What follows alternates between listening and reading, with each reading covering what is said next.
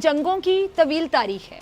इंसान अपनी बका और सलामती के लिए या किसी ज़मीन पर कब्जे के लिए सदियों से जंगें करता चला आ रहा है।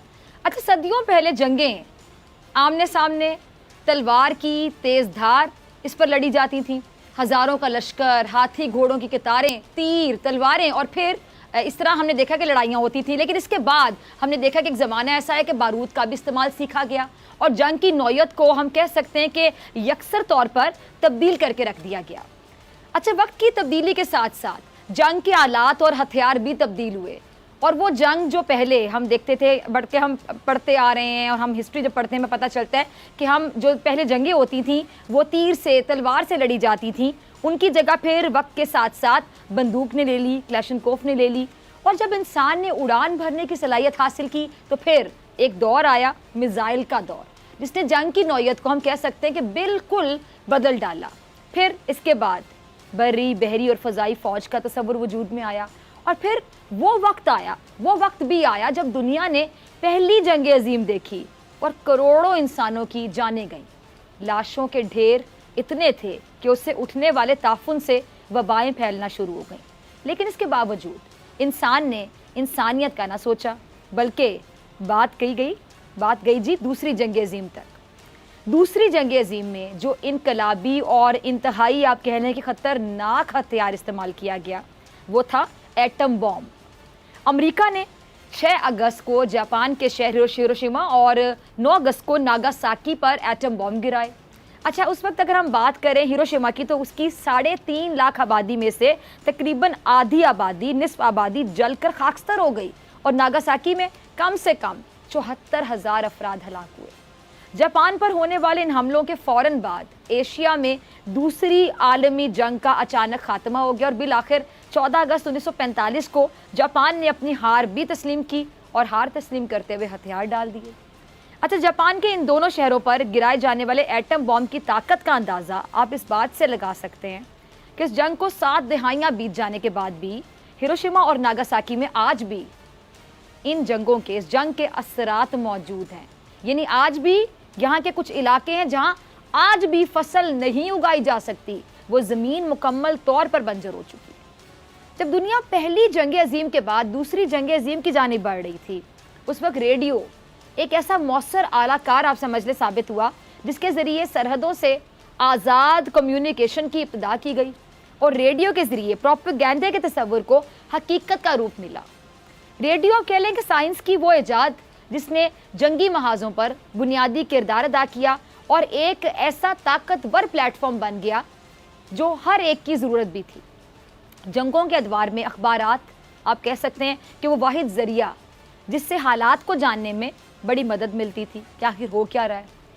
दुनिया ने कई जंगें देखी, करोड़ों अमवात हुई, कई रियासतें नेस्तो नाबूद हुई, कई नस्लें बर्बाद हुई और दूसरी आलमी जंग के बाद अमेरिका ने जापान पर एटमी हमले जब किए तो उसके बाद कई ममालिक एटमी हथियार बनाने की दौड़ में शामिल हो गए और आज दुनिया के 9 ममालिक के पास 4000 से ज़ायद एटमी हथियार हैं और इन ममालिक में हमारा मुल्क भी शामिल है, पाकिस्तान भी शामिल है।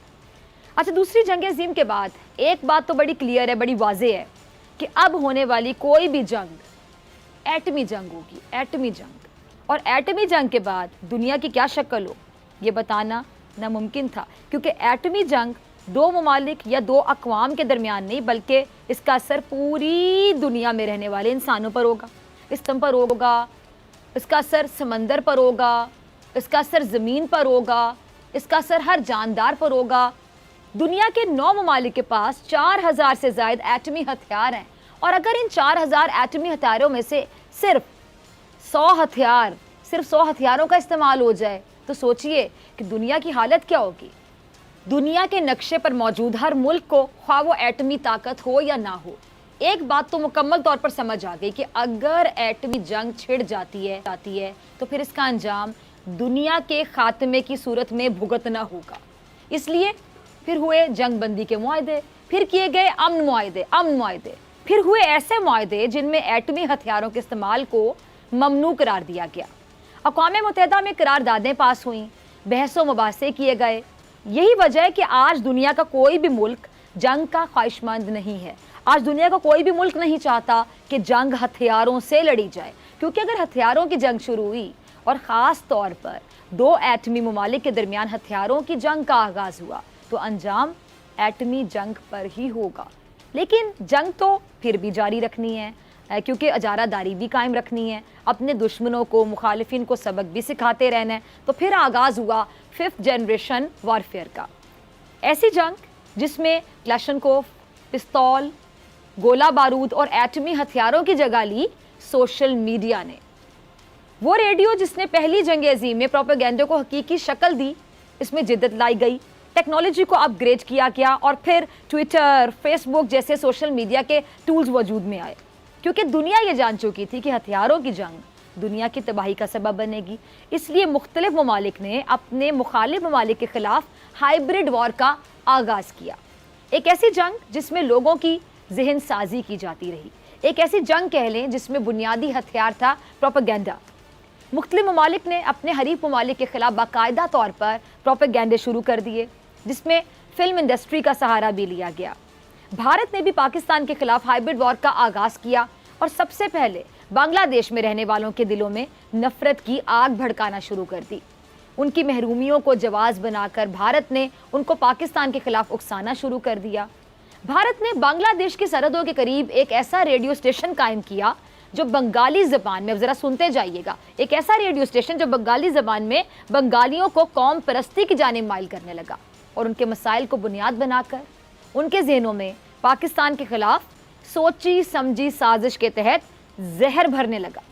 بنگالیوں نے پاکستان سے بغاوت کر دی اور پھر بھارت نے موقع جان کر مکتی باہنی بنائی، جس کا نتیجہ سکوت ڈھاکہ کی شکل میں دنیا نے دیکھا۔ اور اس بات کا اعتراف بھارت کے موجودہ وزیر اعظم نریندر مودی نے اپنی تقریر میں بھی کیا کہ بنگلہ دیش بنانے میں بھارت کا بنیادی کردار تھا، یعنی سازش بھارت کی تھی۔ ہائبرڈ وار ایک ایسی جنگ کہہ لیں جس میں ہتھیار ہے ٹیکنالوجی، جس میں ہتھیار ہے پروپیگنڈا، جس میں ہتھیار ہے سوشل میڈیا۔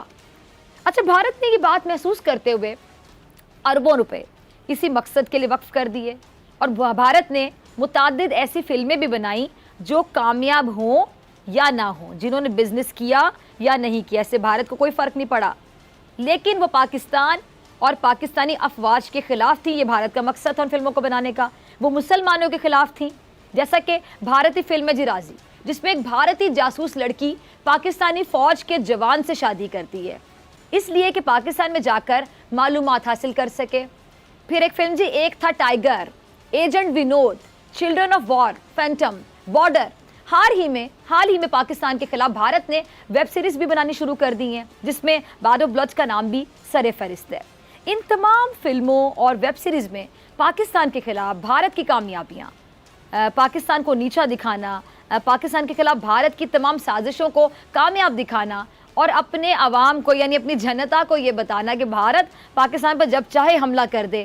بھارت نے مسلمانوں کی تاریخ کو مسخ کرنے کے لیے بھی اپنی فلم انڈسٹری کا سہارا لیا اور ایک فلم پدماوت، ایسی فلم بنائی گئی پدماوت، جس میں علاؤدین خلجی کو ایک ویلن کے طور پہ پیش کیا گیا اور اس فلم میں سلطان علاؤدین خلجی کو جنگلی اور بے رحم جنونی طرز کے نسلی درندے یعنی انسان کے روپ میں جانور کے طور پر دکھایا گیا، جبکہ حقیقت کیا ہے؟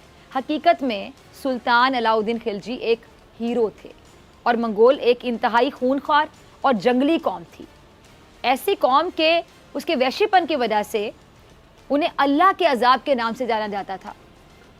اور اگر علاؤدین کے دور حکومت میں منگول ہندوستان پر قبضہ کر جاتے تو آج کا ہندوستان آج سے کم و بیش 200 سے 300 سال پیچھے ہوتا۔ ہندوستان کی تمام ثقافت تباہ کر دی جاتی، ہر لائبریری، ہر مندر اور ہر اسکول زمیندوز کر دیا جاتا، اور ان منگولوں کے حملوں کا اگر درست جواب دیا تو علاؤدین نے ہی دیا اور ان کے سپہ سالاروں نے دیا، جنہوں نے دوبارہ پلٹ کر ہندوستان کی جانب پیش قدمی کی ہمت تک نہیں کی۔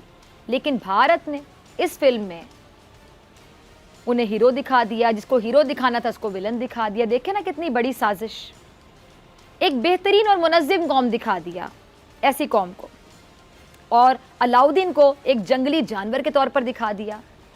کیا کبھی آپ نے سوچا کہ بھارت یہ پرواہ کیے بغیر کہ اس کی پاکستان مخالف بنائی گئی فلمیں کامیاب ہوتی ہیں یا نہیں ہوتی ہیں، لیکن اس کے باوجود وہ اس پر پیسہ پانی کی طرح بہا رہا ہے. اسی کو کہتے ہیں نا پانی کی طرح پیسہ بہانا.